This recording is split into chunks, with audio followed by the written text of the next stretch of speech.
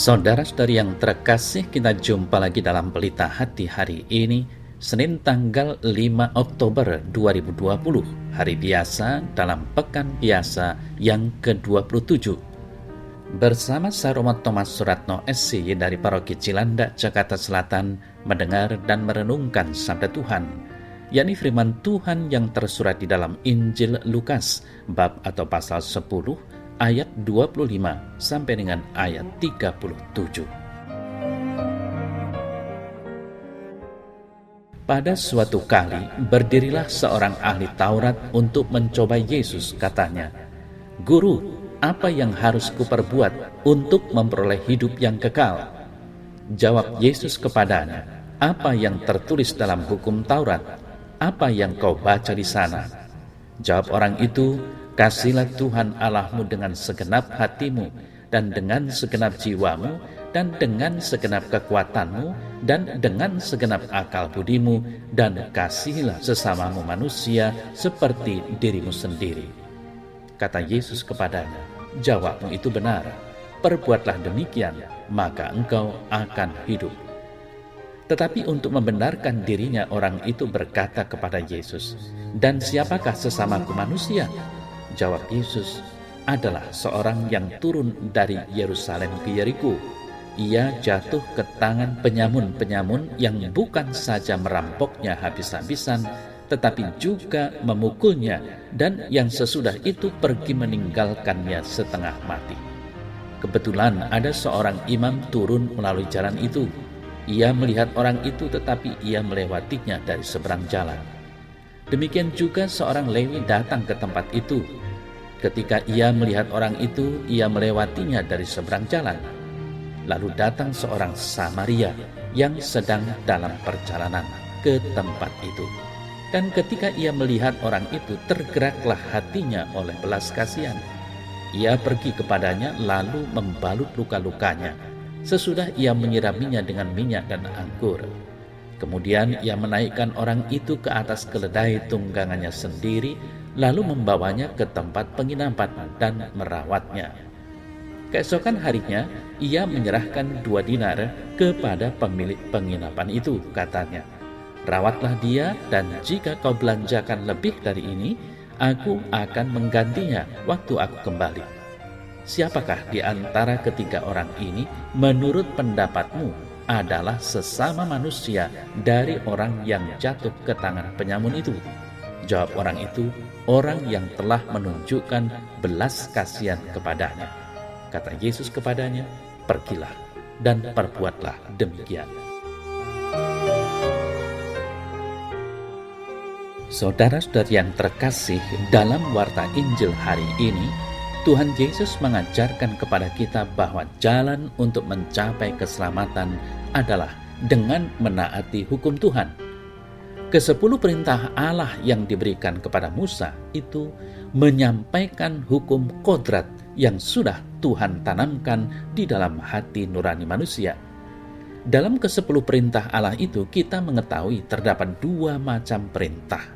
Ketiga perintah pertama adalah perintah untuk mengasihi Tuhan, sedangkan perintah ke-4 sampai ke-10 adalah perintah untuk mengasihi sesama. Maka kedua jenis perintah ini yang ditekankan kembali oleh Yesus sebagai hukum yang terutama, yang dimana tergantung seluruh hukum yang diajarkan oleh para nabi.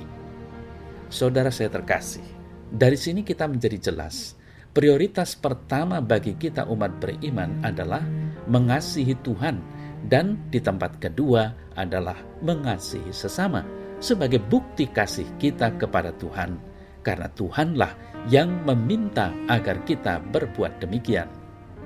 Santo Agustinus mengatakan, kasih kepada sesama merupakan konsekuensi kasih kepada Tuhan.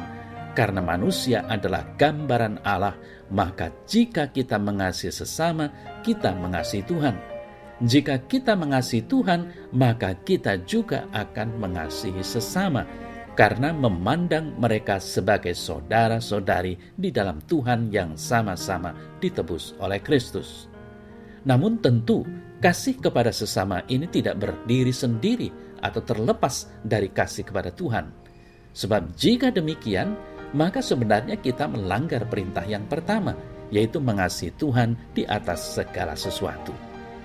Saudara saya terkasih, melalui perintah kasih yang diajarkan oleh Tuhan Yesus ini, kita mengetahui suatu prinsip yang lain yang diajarkan dalam Injil, yaitu hukum Tuhan bukanlah merupakan sesuatu yang negatif, jangan ini, jangan itu, tetapi sesuatu yang positif, kasihilah. Oleh karena itu, kekudusan yang merupakan panggilan hidup kita tidak untuk diartikan asalkan saya tidak melakukan dosa ini dan itu, tetapi untuk diartikan saya harus melakukan sesuatu yang baik, yaitu untuk menghasilkan buah-buah di dalam bentuk kasih kita kepada Allah.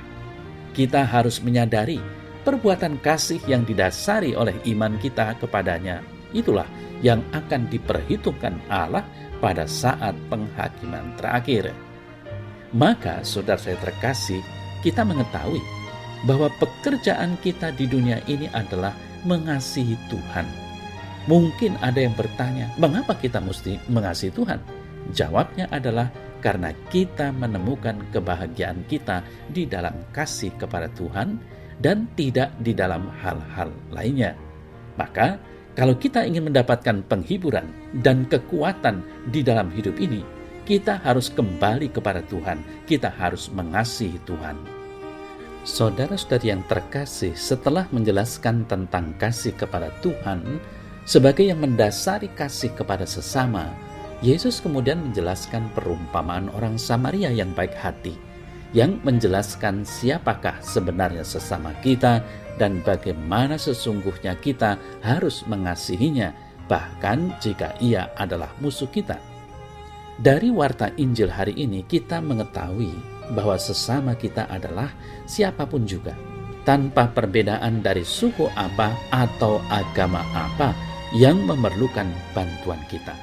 Dan kasih ini bukan terlihat dari bagaimana kita mengasihinya, seperti merasa kasihan atau mempunyai perasaan simpati, tetapi kita harus berani melakukan sesuatu yang nyata, yaitu untuk melayani mereka, membantu meringankan beban mereka yang membutuhkan bantuan. Itulah yang disebut pekerjaan-pekerjaan belas kasihan, sebagai tanda cinta kasih kita kepada sesama.